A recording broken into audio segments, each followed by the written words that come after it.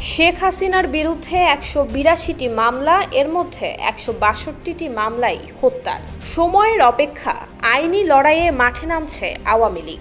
প্রয়োজনে বিদেশ থেকে আনা হবে আইনজীবী, এমনটাই জানিয়েছেন আওয়ামী লীগের একাধিক সিনিয়র নেতা।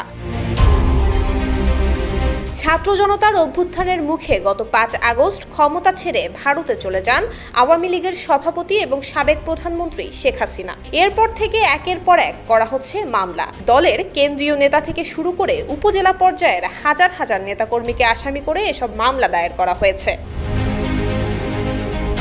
দলীয় সূত্র মতে ক্ষমতা হারানোর পর থেকে মামলা আর হামলার ভয়ে দিন পার করছেন আওয়ামী লীগের নেতাকর্মীরা। যখন তখন বাড়িঘরে হামলার শঙ্কায় দিনাতিপাত করছেন তারা। দীর্ঘদিন ক্ষমতায় থাকা দলটির কেন্দ্রীয় নেতা থেকে শুরু করে তৃণমূলের নেতাকর্মীরা বাড়িতে অবস্থান করতে পারছেন না। কেউ কেউ আত্মগোপনে চলে গেছেন, কেউ কেউ দেশের বাইরে অবস্থান করছেন। যারা বাড়িতে থাকছেন, রাত হলেই তারা অন্যত্র চলে যাচ্ছেন। হামলা থেকে বাঁচলেও রেহাই মিলছে না মামলা থেকে। এরই মধ্যে দলের সভাপতি শেখ হাসিনা এবং সাধারণ সম্পাদক ওবায়দুল কাদেরের নামে ১.৫ শতাধিক মামলা হয়েছে। ২৫০টিরও বেশি ডিজাইন অপশন নিয়ে ওয়ালটন স্মার্ট ফ্রিজ, বোঝে আপনার প্রয়োজন।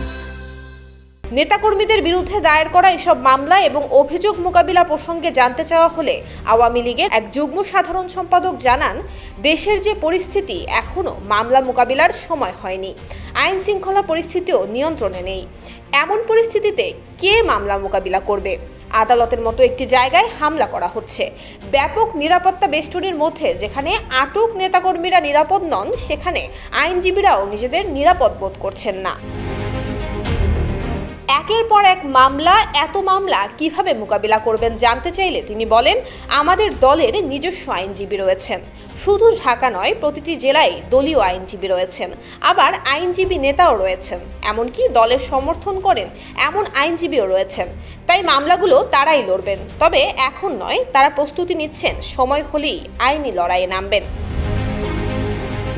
এদিকে গত ১৭ সেপ্টেম্বর আওয়ামী লীগের পক্ষ থেকে দলীয় নেতাকর্মীদের উদ্দেশ্যে একটি নির্দেশনা জারি করা হয়। সেখানে বলা হয়েছে, এখন পর্যন্ত যারা ক্ষতিগ্রস্ত হয়েছেন এবং হামলার শিকার হয়েছেন, যাদের বাসাবাড়ি কিংবা ব্যবসা প্রতিষ্ঠানে হামলা হয়েছে, তারা যেন নিজ নিজ থানায় অভিযোগ কিংবা সাধারণ ডায়েরি দায়ের করেন। কারণ হিসেবে সেখানে বলা হয়েছে, জাতিসংঘের মানবাধিকার কমিশনের তথ্য অনুসন্ধান দল এখন বাংলাদেশে অবস্থান করছেন। তারা গত ১ জুলাই থেকে ১৫ আগস্ট পর্যন্ত ঘটে যাওয়া সব ধরনের সহিংস ঘটনার তথ্য সংগ্রহ করবেন। দলের পক্ষ থেকে এই সুযোগ কাজে লাগাতে বলা হয়েছে।